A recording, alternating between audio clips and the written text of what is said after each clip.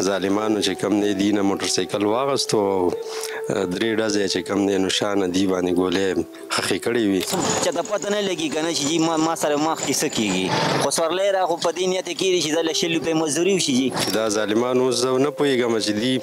ښار نه دا بوکینګ دی سره کړی دی یا هلته کې چې کوم دی له سګنل ورکو دی خالي روانو ما کور کې د وړو درک نه لګي چې زه وړو وایم خو په دې 500 روپۍ کوم له بچو رزق پیدا کړم په هغه کې به دې سره دغه څه حدیث راځي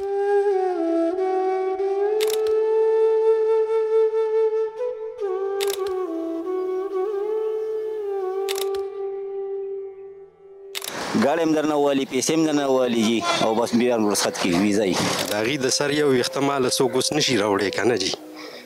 دا نشی راستانی دی جو شواہد ہمیں اکٹھے ہو رہے ہیں کہ ایک ہی گروہ کا اس طرح کام موبائل مغشری جو موٹر سائیکل مغشری دو کسانی وشتنگی بسم اللہ الرحمن الرحیم میں ہوں احسن عوان ناظرین پشاور میں اب موٹر سائیکل چلانا سفر نہیں بلکہ زندگی کا رسک بن چکا ہے جی ہاں میں بات کر رہا ہوں مچنی گیٹ کے علاقے میں ایک نہیں دو نہیں بلکہ 3 خونی رہزنی واقعات کی جس میں مسلح رہزنوں نے 2 موٹر سائیکل سواروں سے موٹر سائیکلیں چھینی اور پھر انہیں فائرنگ کر کے قتل کر دیا جبکہ ایک لوڈر سوار شدید زخمی ہے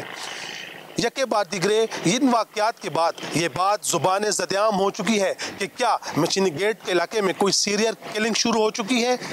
ان واقعات کے پیچھے کون ہے کون سا گروہ سرگرم ہے یہ واقعات کیسے رونما ہوئے یہ تمام ڈیٹیل میں اپنے اس رپورٹ میں آپ کو دکھاؤں گا ہم پولیس آفیشل کا موقف بھی لیں گے اور ورثہ سے بھی خصوصی گفتگو کریں گے ہمارے ساتھ ہی رہیے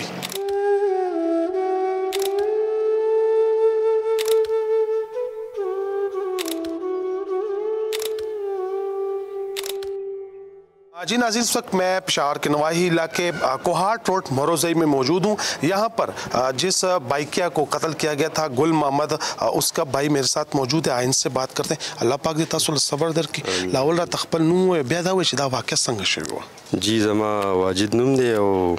شپې تقریبا 12 بجې قریب موږ د اطلاع راغله چې دا شله کې ستاسو دا کم روډ دی دا چې کم دی زخمی حالت کې پروت دی نو مونږ ورغلو هغې دا کوم ځای کې زخمی حالت دا فقیر کالونی ورته وایي دلته نږدې فقیر کلی دی مچنی ګیټ تاڼې حدودو جی نو هلته چې کوم دی د دې مونږ ته لاش میلاو شو باقي ټول معلومات د هغې سره دفن شو چې دا څنګه واقعه شوې ده څه ظالمانو چې کوم دی دي نه موټرسایکل واغستو او 3 ډزې چې کوم دی نو شانه دی باندې ګولې خښې کړې وي دا یو ناچاکه واقعه وه مونږ چې کوم درخواست کول غواړو چې خپل ځان باندې چې کوم دی د دیندارۍ یعنی خپل کورنۍ خپل وروڼه خویندې د الله پاک د احکاماتو نه خبر کو او مختصر یعنی دینداری پکې چې کوم دی راولو نو دی په زړونو کې چې کله الله یاره خوف وي نو انشاءالله بیا به داسې ظلمونو واقعات به نه کیږي دا راته وایي چې څه وخت دې نه موټرسایکل یې واغېشتو بیا یې وویشتو تاسو ته اطلاع چا وکړه پته څنګه ولګېده چې کله بیا تاسو موقع ته ورسېدئ هلته څه بیا دی سره چې د هغه ځي تیاره کې څه ظلم شوی دی هغه خو فی الحال لا پسې پرده دی جی خو موږ له اطلاع د هغه ځي محلي والا تعاون چې کوم دی وکړو ډېره شکریا ادا کوم د هغې دی ډایل کې د خپل فیملی زموږ د کور نمبر پروت و نو جی هغې چې کوم ذاتي موبایل و زما ضرور نو هغې ډایل کو چې یاره دا څه اطلاع یې موږ له یعنې په دې ذریعې سره چې کوم دی هغې راکړه چې دا دلته ستاسو یو زخمی پروت دی او کله تاسو لاړئ نو هغه وفات شو او جی او موږ رسېدو پورې هغې وفات و هغې او دوی خو بایک یې چلولو او جی او دی بایک یې چلولو څه ټایم نه څه ټایم پورې دی مازدیګر ورته جي داسې 10 11 12 پورې چې کوم دی دغه ټایمینګ کې بس خوشحاله و خپل الحمدلله ښه وخت یې یعنې تېرېدو بیا اچانک چې دغه واقعه دی سره وشوه دغه جمعې ورځ وه پرون دی کور نه ښه چې کوم خپل تیاری سره وتي وو د جمعې حساب سره خپل کوټ او خپل هر څه ترتیب سره او ناخبره چې کوم دی نو د خپل مرګ نه هلته هغې بس ورسېده چې دا ظالمان اوس زه نه پوهېږم چې دی ښار نه دا بوکینګ دی سره کړی دی یا هلته کې چې کوم دی له سګنل ورکو دی خالي روانو دا اوس چې کوم ټول پسې پرده خبرې دي نه پوهېږم. موږ ګورو چې زموږ معاشره کې بېروزګاري ډېره زیاته ده، مهنګایي ډېره زیاته ده. دا بایکې چې دی دا ډېر اسانه مزدوري ده، لکه هر سړی چا سره موټر سایکل دی هغه بس یو مزدور کاره و دی، نو خپله مزدوري به کولو. نو بس آیا اوس دا هم ډېر خطرناک ډېر انتهایي خطرناک پوزیشن ته دا کاروبار رسېدلی دی. جي زموږ د ورور چې کوم دی له الله پاک 22 کاله پس یو بچی ورکړی و، د هغې د سر په ټولو دپاره دی چې کوم دی نو ایله والا خپله کوله، یعنې رزق حلال تلاش کې وتي و د کور نه، او مابین کې داسې ظالمانو ظلم وکړو. بس الله دې چې کوم دی ولا هدایت ورکړي، که هدایت نه بیا د مولا برباد کړي چې بل د چا داسې کور روان نه کړي. یعنې موږ سره ډېر غټ یو د ظلم انتها کړې ده. دا راته وایي چې ستاسو ورور ګل محمد دې مخکې څه کار کولو، دا بایکې چې کوم ده دا څومره مودونه سټارټ کړی و؟ دی دکان کولو موږ سره، موږ یو دکان کې وو پهله، بیا دی بچي راتلو نه پس دی احساس وکړو چې یعنې دکان زموږ مدني دومره نشي دی پرچون دکان و، دا وړي چیني او داسې یو پرچون و، دغه موږ سره چې کوم دی ولاړ به و را سره کار کې. موږ 3 وروڼه وو هلته کې، د سره 3 وو. یعنې بیا دی ویل چې یاره دا موټر سایکل باندې به زه خپل یو د بهر نه یو اضافي یعنې یو 1000-2000 چې کم دی پیدا کوم. که ضرور به تاسو سره سټور کې به او سیکنډ ټایم به دیو بایک چلولو مخکې و را سره، بیا دکان موږ سره دغه کو، یعنې دی بس دې طرف ته متوجه شوه زیاته. نو ښه وخت یې ښه تېرېدو. دې مخکې اولاد نه دا اوس 22 سال پس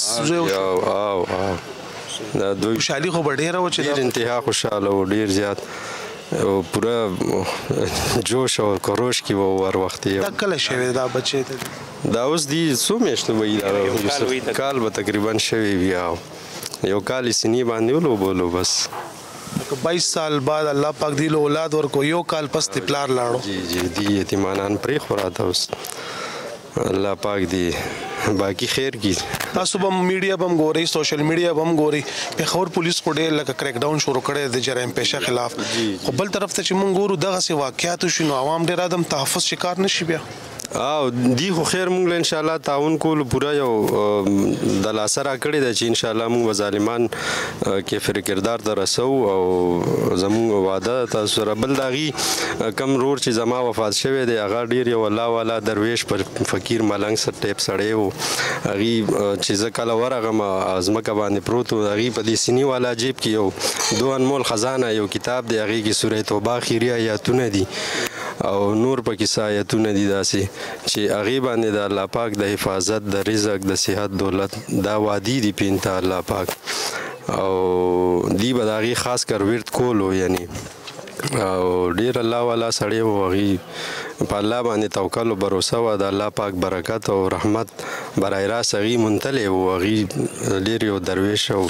واجد اخیر سوال تپوس کومه، د اواز څومره درونی چې مثال یو کس مزدورۍ له تلي او بیا کال وشي چې راشي ستاسو دا کس زخمي دی، هغه څه کیفیت بیا د انسان دې دپاره داسې الفاظ نشته چې د کیفیت بیانولو الفاظ نشته. دا سینې د پاسه یو سکروټه مونږ ورته وایو، هغه بله شي او پاتې شي، بس دا عمري او سکروټه بله پرېښودي زمونږ چونکې هغې سره الحمدلله ښه رورولي زمونږ ښه وخت تېر شوی دی، واړه رالوي شو، نو یو محبت، یو خلوص، یو شاندار هغه وختونه، هغه سوالونه، تپوسونه، پوښتنې، هغه حال، ډېر سوالات په زړه باندې پاتې شي. یادګیري نه شو، دا بس یو یادګیري نه پاتې شي. د دې ترجماني زه نشم کولی چې دا څه کیفیت دی. دا یو ډېر یو ګهره زخم درد دی جي. دا د دې دغه نشته دی، مداوا نشته دی. د هغې د سر یو ویښته ماله څوک اوس نشي راوړی که نه جي، دا نشي راستنی دی. نو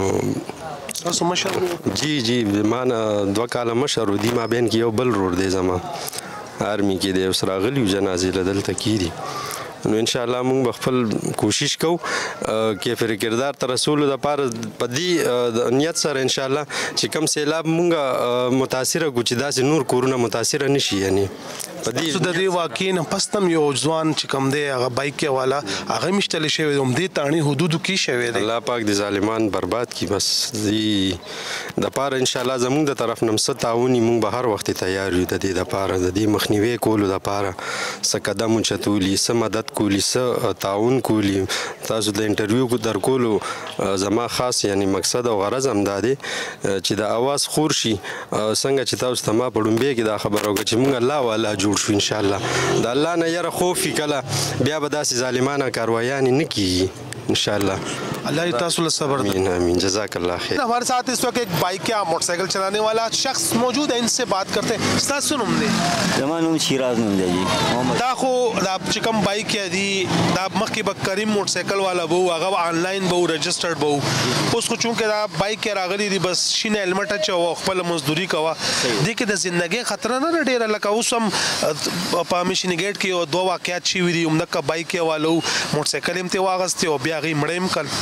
जी बोले ना देखे मिलावीगी adi सही पता نه لګي اوس یو کس ته پیژنې در پسې رستو کینی او عدالت زو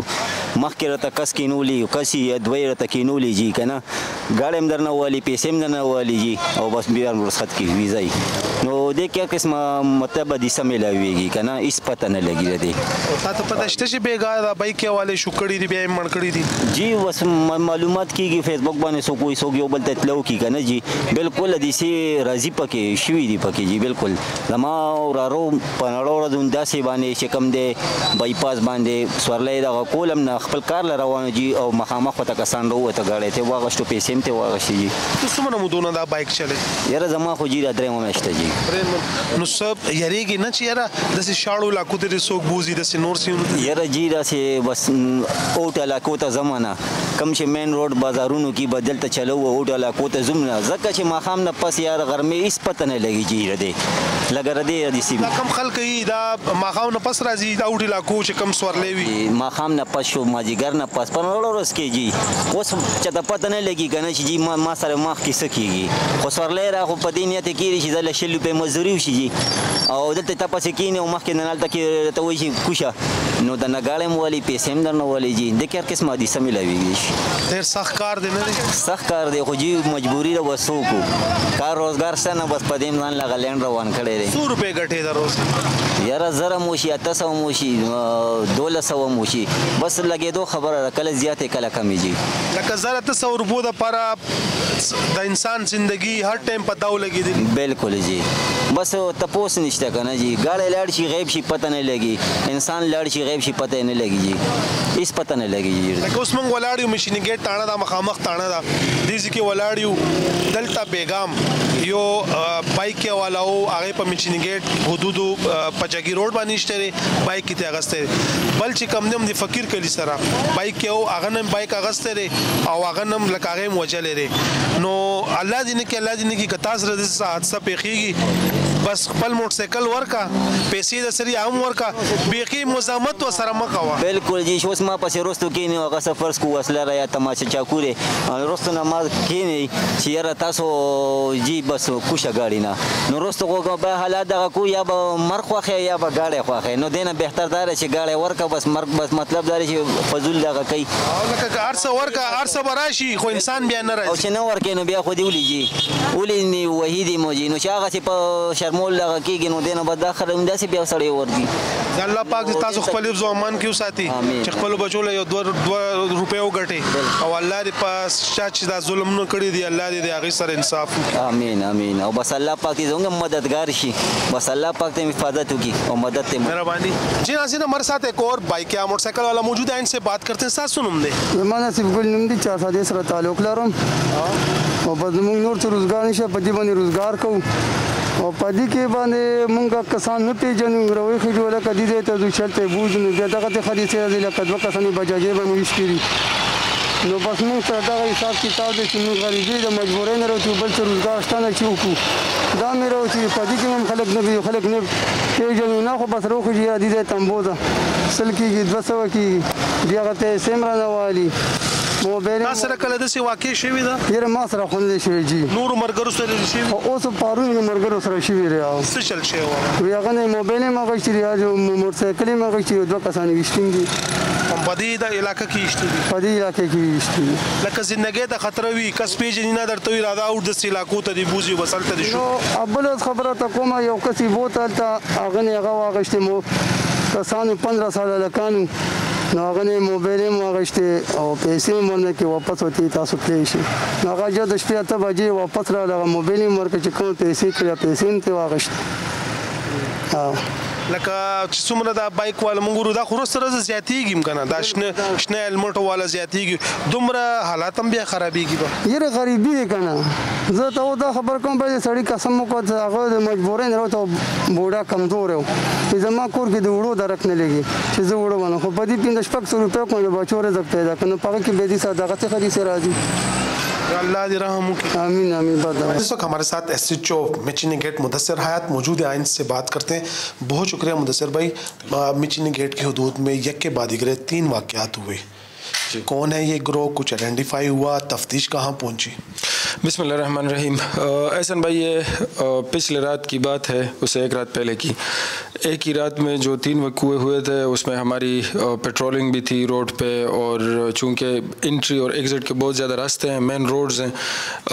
رنگ روڈ ہے، ورسک روڈ ہے، ساتھ میں پجگی روڈ کو مختلف راستے وہاں سے انٹر ہوتے ہیں، اس سب پہ ہماری پیٹرولنگ ہوتی ہے. لیکن اس کے باوجود کچھ اس طرح کے انسرٹن سے ایونٹس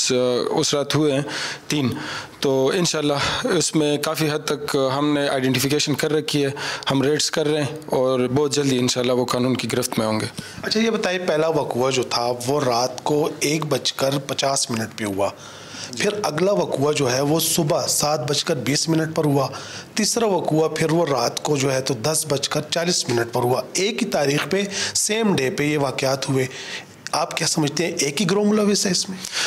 ابھی یہ کہنا تو قبل از وقت ہوگا کہ ایک ہی گروہ ہے یا ڈیفرنٹ اس طرح ہے، لیکن اس میں ہم جتنا ہم نے کام کر رکھا ہے، جتنا ہم اس کیس کو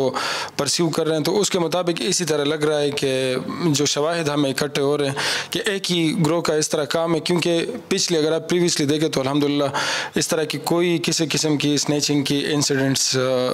اس ویسینٹی میں رپورٹ نہیں ہوئی تھی کافی ٹائم سے. الحمدللہ اس میں ہم نے بہت زیادہ کام کیا ہوا تھا. ابھی ریسنٹلی یہ گروپ ہے، انشاءاللہ بہت جلد یہ قانون کے شکنجے میں ہوگا انشاءاللہ. آپ ہی کی تعیناتی میں ایک گروہ پکڑا گیا تھا جو بائک یا موٹر سائیکل جو رائڈرز تھے ان سے بائکس چھینتے تھے، تقریباً 18 موٹر سائیکلیں برآمد ہوئی تھی. تو اس گروہ کے کچھ تانے بانے تو نہیں ملتے؟ وہ ابھی اس طرح ہم ڈائریکٹلی ڈسکلوز نہیں کر سکتے، لیکن اس میں ہم انشاءاللہ کام کر رہے ہیں. بہت جلدی میں آپ کو انشاءاللہ مدعو کروں گا کہ اب آ جائیں.